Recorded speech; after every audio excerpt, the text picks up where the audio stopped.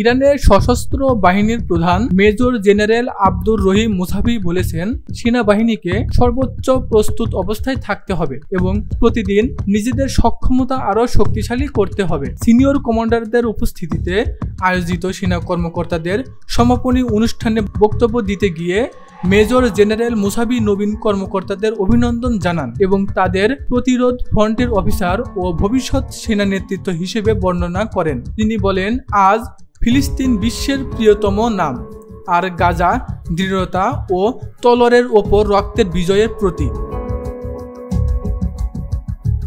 ইরানের সশস্ত্র বাহিনীর প্রধান বলেন, আল আকসা স্টর্ম অভিযানের ব্যাপক প্রভাব রয়েছে, যা বৃহত্তর আঞ্চলিক ও বৈশ্বিক পরিবর্তনের সূচনা করেছে। তিনি উল্লেখ করেন, বছরের পর বছর যুক্তরাষ্ট্র ও জায়নবাদী শাসন নিজেদের ন্যায়পরায়ণ হিসেবে উপস্থাপনের জন্য গণমাধ্যমে আধিপত্য বিস্তার করেছিল, কিন্তু আজ তাদের প্রকৃত অপরাধী, রক্তপিপাসু ও শিশু হত্যাকারী চেহারা বিশ্ববাসীর সামনে উন্মোচিত হয়েছে। এক সময় প্রায় বিস্মিত ফিলিস্তিন আজ আবারও বৈশ্বিক ইস্যুর কেন্দ্রবিন্দুতে ফিরে এসেছে। নিজ বক্তব্যে তিনি আরো বলেন, জায়নবাদী শাসন যুক্তরাষ্ট্রের সহায়তায় তাদের লজ্জাজনক পরাজয়, যৌনরস ও অভ্যন্তরীণ বিশৃঙ্খলা থেকে রেহাই পেতে ইরানের উপর হামলার ষড়যন্ত্র করেছিল, কিন্তু তারা মারাত্মক পরাজয়ের সম্মুখীন হয় এবং শেষ পর্যন্ত বাধ্য হয় যুদ্ধবিরতিতে সম্মত হয়। জেনারেল মুসাভি বলেন, শত্রুর লক্ষ্য হল জাতীয় সংহতি দুর্বল করা